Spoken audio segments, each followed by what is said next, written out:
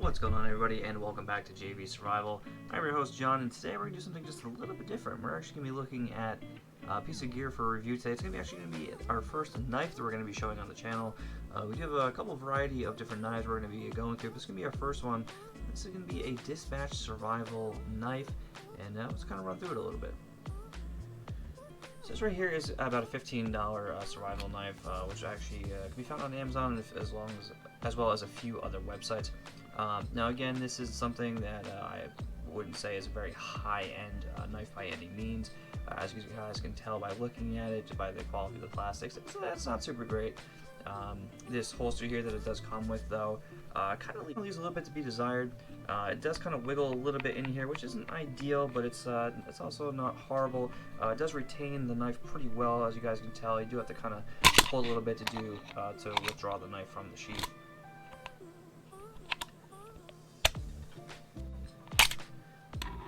So get the knife out here and take a look. It's actually not a bad quality knife when you look at it. For $15, it's really not too shabby at all. Here's what it looks like. It's going to be a stainless steel blade. This is going to be made out of China, as you guys may or may not be able to read on there. Now we do have our straight edge here, but then we also do have some serrations here. You guys can see that pretty well. Again, this is a new knife. This one has not been used. I do have a second one, which I have used a little bit, and it actually does okay. Again, it's not the sharpest edge, but again, that can be sharpened quite easily using a few different tools. The serrations here, again, do lend itself useful in certain situations for gripping and tearing some stuff up.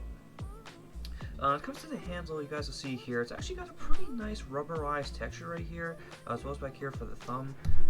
It's actually a really nice feel to it. It's actually surprising for the quality that this knife is. This back ridge here, though, is plastic, and as you guys can see in the end cap here, this is also plastic. If I had to guess, I would assume this is probably not a full tang knife.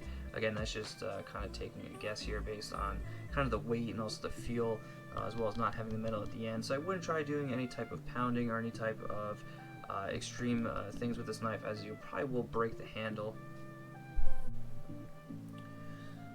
That being said, though, I do try to balance this here. It's actually surprisingly not that unbalanced. It's actually kind of a fairly balanced knife, which is kind of surprising, again, because it doesn't seem like the blade travels all the way down into the handle, but maybe it does. I really don't want to crack it open to find out, but it's got some pretty decent balance here on this knife. Overall quality, again, I mean, this is going to be a painted stainless steel blade.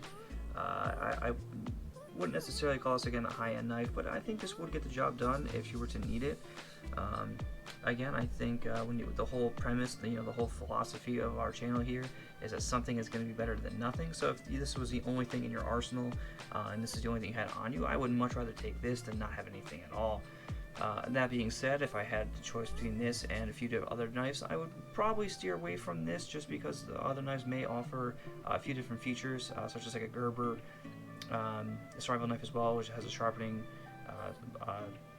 stone on the actual sheath, as well as a whistle, as well as a fire starter. So again, this right here is just very bare bones, really just a knife and a sheath, but again, I think there kind of leaves a little bit to be desired.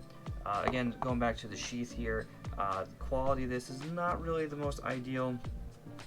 Again, the only thing really connection point here is really just going to be this little clip, which, as you can tell, I feel like that would probably break fairly easily if you applied enough stuff, or if this got snagged on something, this might break off pretty easily. Again, that would not be a good thing. It does have some spots here. I guess you could tie it on or kind of reinforce a little bit, but I don't know. Yeah, so overall quality on this, even with the OD green rubber, as well as the plastic and the stainless steel, the sharpness of the blade, and the quality of the sheath, we're going to give this about a 3 out of 10 quality. It's really not too bad. Again, I would rather take this over having nothing at all. But again, there's definitely some nicer stuff on the market. But if you're looking just to have something cheap to kind of toss around, or if you're just trying to get into some type of survival or have some kind of basic gear, this isn't too bad of an option. Again, it won't break the bank, and it is always good to have.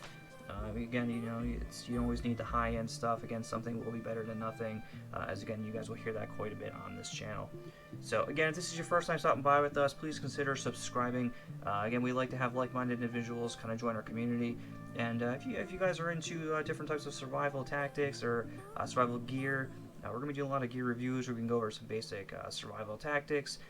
And we'll just kind of go and talk about a whole bunch of different things that kind of hold near and dear, as well as I think that most of the community at large for survivalists and preppers would pretty much agree. So yeah, we're gonna be doing a lot of that. So if you guys are interested, please feel free to subscribe, and we'll see you guys next video.